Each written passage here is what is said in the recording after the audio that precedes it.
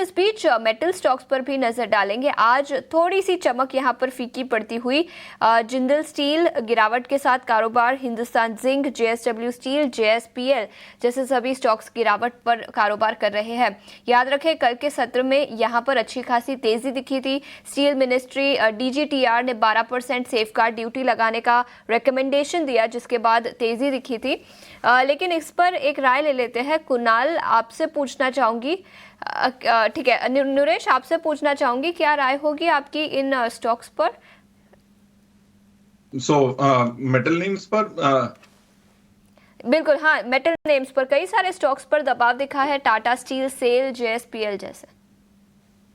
यहाँ पे एक जो कल के मूव के बाद फॉलो अप बड़ा नहीं आया हुआ है, तो यहाँ पे अभी भी बायस पॉजिटिव है, बट मोमेंटम स्ट्रांग नहीं है। एनएमडीसी इसमें सबसे अच्छा लगता है कि जहाँ पे अच्छा बेस बिल्टअप हुआ है और काफी टाइम कंसोलिडेशन किया हुआ है। और दूसरा होगा वो है सेल, जहाँ पे भी एक कंसोलिडेशन हो चुका है 100 से 115 के बीच में।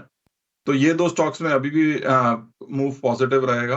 और अगर हम देखें तो कॉपर प्राइसेस ने भी कल $5 क्रॉस किया है, तो इंडिकेशन ये है कि जो बेस कमोडिटी प्राइसेस है वो भी पॉजिटिव है, तो वो जनरली पॉजिटिव होते हैं मेटल स्टॉक्स के लिए।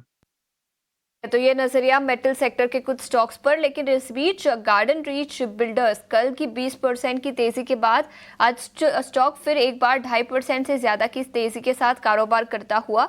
अजित, क्या राय होगी गार्डन रीच बिल्डर्स पर?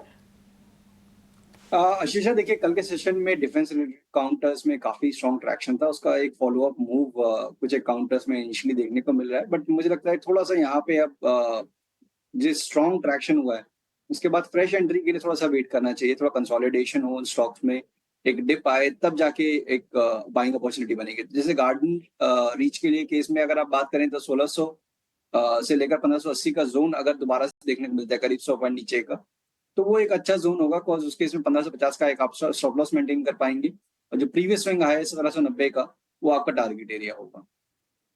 तो ये नजरिया गार्डन रीच शिप बिल्डर्स पर। लेकिन दो और स्टॉक्स पर फोकस करेंगे। निफ्टी 500 इंडेक्स के टॉप गेनर्स में शामिल एक है केईसी इंटरनेशनल।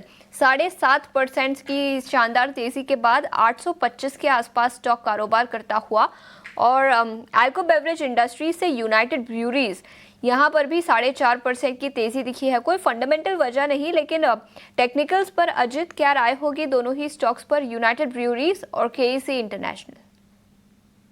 देखिए यूबीएल में ब्रॉडली अगर आप देखेंगे शेषा, तो एक रेंज नजर आएगी आपको 1850 से लेकर 2150 के बैंड में ये ट्रेड कर रहा है। तो हाल फिलहाल में इसने अपने लोअर बैंड को रीटेस्ट करने के बाद वहां से एक रिकवरी देखने को मिल रही है।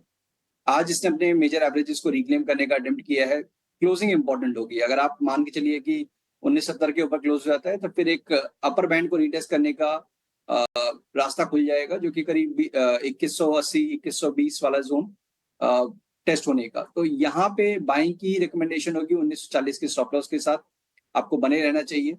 और दूसरा स्टॉक आशीषा, एक बार आप दोबारा नाम बताएंगे? KEC international. देखिए केईसी में इस वीक में काफी स्ट्रॉन्ग ट्रैक्शन ऑलरेडी देखने को मिल चुका है। 23% ये स्टॉक अप है, वॉल्यूम्स बहुत स्ट्रॉन्ग है। अब यहाँ पे जो नेक्स्ट हर्डल आ रहा है करीब 875 के पास है। तो मोमेंटम को अगर आप प्ले करते हैं तो 800 के स्टॉप लॉस के साथ रिस्क टू रिवॉर्ड 1:1 का ही है। तो अगर आप कंफर्टेबल हैं तभी जाएं, अदरवाइज अवॉइड करें।